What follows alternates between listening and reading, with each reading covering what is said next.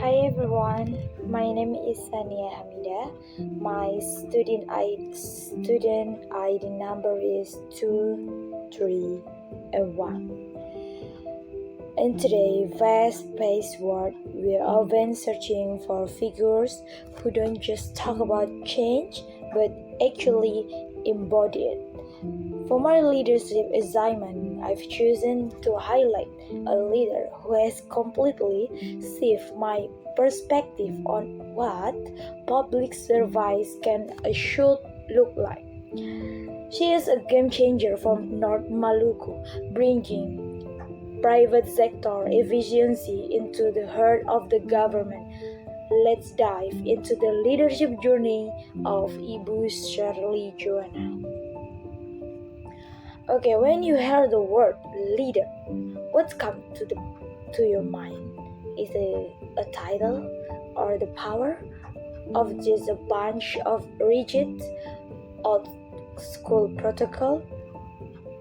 In the heart of the eastern Indonesia, North Maluku, to be exact, a new kind of leadership is a breaking the mold. It's a style that's proof you don't have to trade empathy for auditory and the private sector grid can actually breathe new life into public service.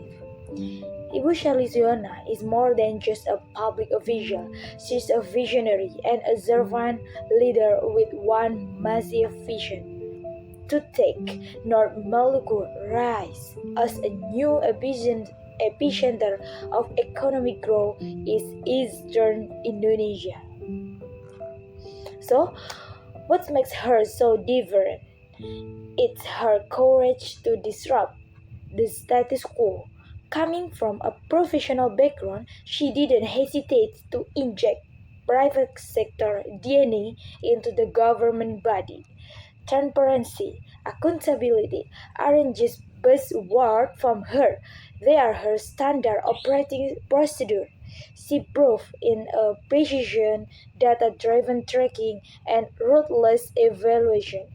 Just look at the facts. She managed to slash budget waste by 30% through strict price evaluation without cutting a single infrastructure project. This is to the point leadership. She's teaching us that bureaucracy must move versus the needs to the people it serves. And the rules, the number don't lie. Since early 2025, North Maluku has maintained its position with the highest economic growth in Indonesia, hitting a staggering 34% by early 2026. Her focus on downstream sectors like mining, agriculture, and fisheries has built a rock-solid, inclusive economic foundation. But for Shirley, success is not just about GDP.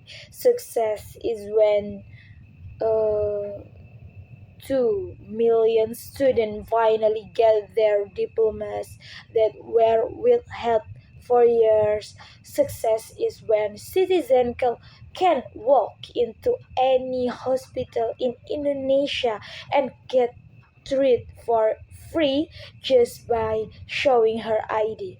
Success is when student in every corner of the province can go to school without the burden of fees. This is a policy with a soul. This is what happens when you prioritize human rights over red tape. If her boldness is her sword, her empathy, her compass, Shirley's leadership style is often called servant leadership, learning by servant. She's include She's inclusive and collaborative. She doesn't dominate the dominate the room. She's opens it up. She creates space for dialogue, listening to everyone from village elder to urban youth. Her motivation is simple. She saw the gaps in public facilities with her own age and dedicated she wouldn't let anyone believe behind. In the West, political head, she stayed cool, rational, and unbothered. She chose to answer critics with fact and better program. That kind, that kind of emotional maturity is what earned respect from both allies and rival alike. The vision of Rise and Continue for North Maluku is more than a slogan, it's a roadmap to provision that is economically independent, globally competitive, and infrastructurally aware. From Sherly Tjoana, we learn that the leader of tomorrow are those who dare to break old habits, uphold integrity, and never forget that at the end of the day, leadership is about humanity. I admire her not just for the she's achieved, but for her courage to dream big for her people. Once again, I'm Sania Haminda, and this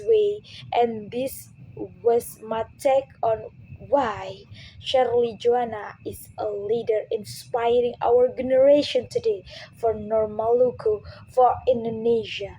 Thank you very much.